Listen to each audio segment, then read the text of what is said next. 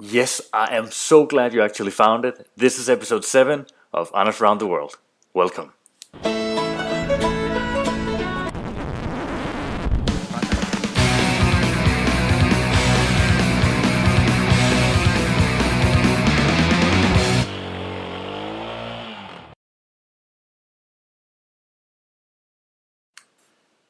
So in this episode 7, we'll start in Lake Baikal, where we headed towards Ulan Ude. In Ulan Ude, we had some problems with the fuel filters that started to jump all over, so I had to change the filters. Luckily, I had them in my bag, and it wasn't too bad of an operation at the side of the road. Karen held the camera, I did the handiwork, and we also changed some oil. So it turns out that the KTM toolkit is really good, except for it doesn't have a nut for the drain plug changing oil. So right now I'm down a 19mm, not like this, and I gotta find that.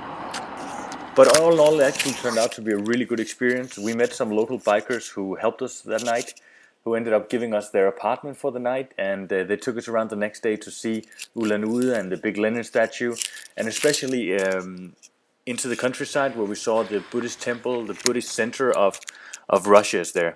We did have a little problems with the language though. Buddhist sleep, but tree. Buddhist sleep tree. So when the Buddhists... Over green.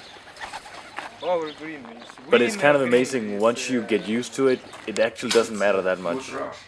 Good rock. Okay.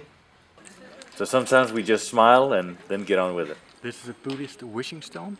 It works the way you put down your coin, touch the stone 3 times around the house, and then you walk from down here up, and if you actually touch the stone, your wish will come through. Let's see if this actually works.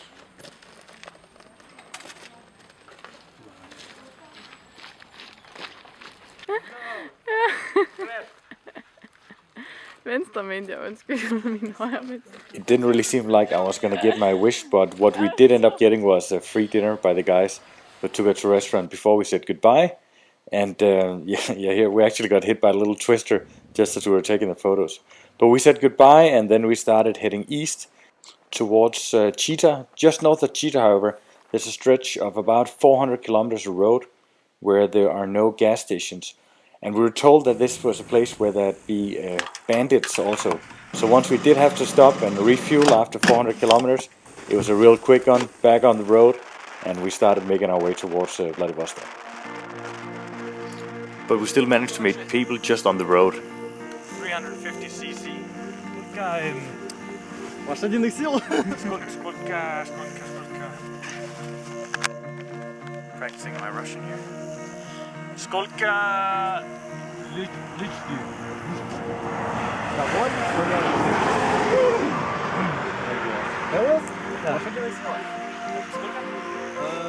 22. 22.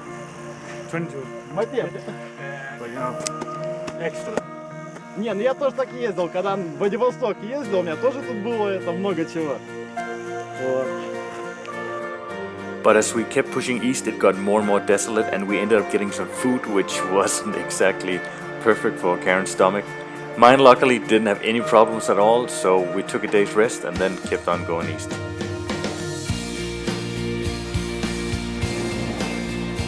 And we did hit bad weather once in a while, and then there's nothing to do but to hide. But of course I had to tease Karen with her stomach bug, which only meant that I got it the day after. So this is me with the stomach bug being real tired. So close to Vladivostok, 1,000 kilometers, and then the stomach bug hits us. But we gotta make it to the 31st. 400 kilometers today. Let's see if you can make it.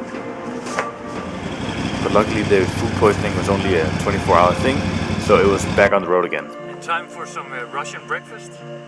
This is a good one. It's actually started with Twix this morning in the tent, but now we got croissants with strawberry, nice find, and chocolate,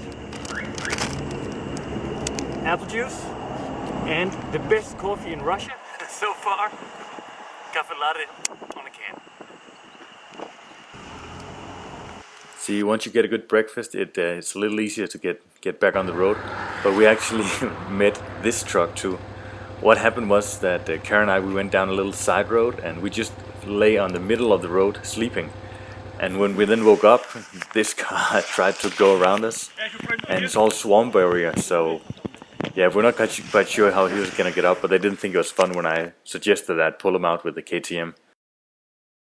Khan just disapproved that I made a hard braking here and into the side just after we started this morning, but when I put down my visor, I saw something I didn't like.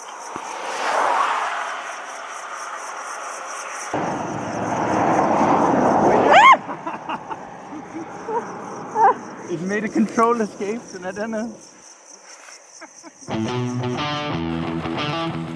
After Khabarovsk, the roads was actually pretty okay, but the last about 100 miles coming into Vladivostok was horrible. A lot of traffic, no pavement, roadworks all over the place, and we were real tired, looking forward to getting to the city now. 60 kilometers from Vladivostok.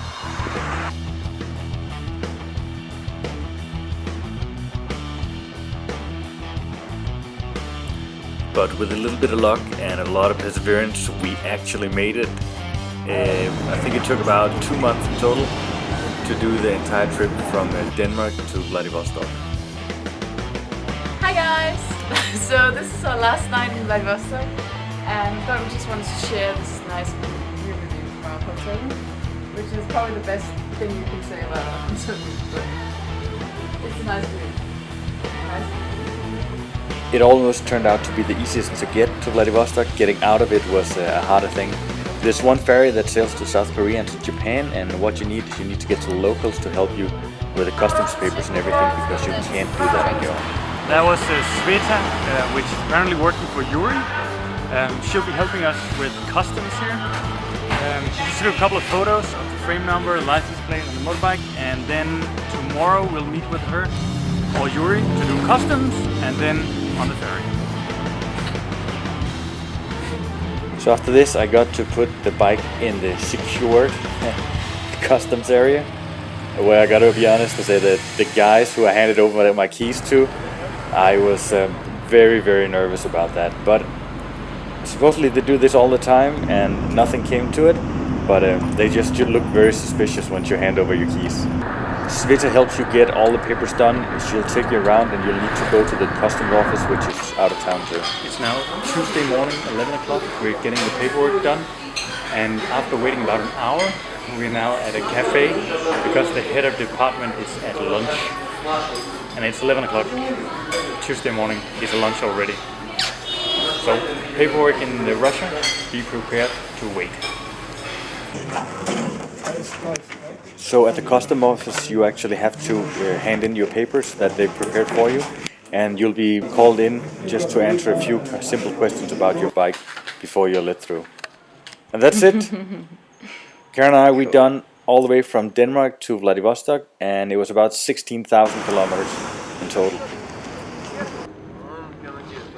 If you've seen episode 5, you know why I'm walking around the manhole the way I am here. But when you get through all of it, this is what you get to see. A really, really nice ferry that has everything you need, and people are nice, courteous, they smile, and they even have the boss, Mr. OK Man. I mean, this sounds like a strange thing, but once you haven't seen toilets or nice toilets for a long time, then when you come to places like this is like paradise. It's quite a big difference coming from Russia now. This is the bathroom, which is pretty much the best bathroom I've seen in most of Eastern Russia. And here, should pull aside? Sure. There's a little sauna and some very weird looking mirrors here.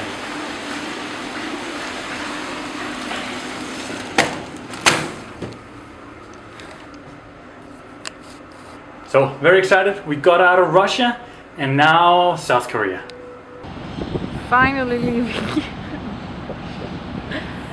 And enjoying. The ferry was delayed about 4 hours, that's why we're saying finally. The Russians were incredibly hospitable, but once we got to South Korea, we got really excited about all the next things we had to see. So that's it. We leave you here with our burgers and beers and leave Vladivostok behind. Those of you who haven't seen the rest of my episodes, make sure you go to AndersAroundTheWorld.com and check out my other videos there, or on my YouTube channel, youtube.com/AndersAroundTheWorld. For those of you who got ideas or suggestions, make sure you go to my Facebook page, facebook.com/AndersAroundTheWorld, and you can leave me messages there, or you can even see where I am right now and what I'm doing. I make a ton of small little updates, and here in the end you'll just see how good it feels to get Korean food once you've been eating Russian for so long.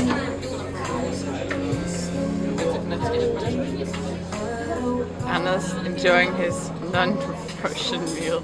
Remember guys to share if you care, and next episode I'll see you in South Korea.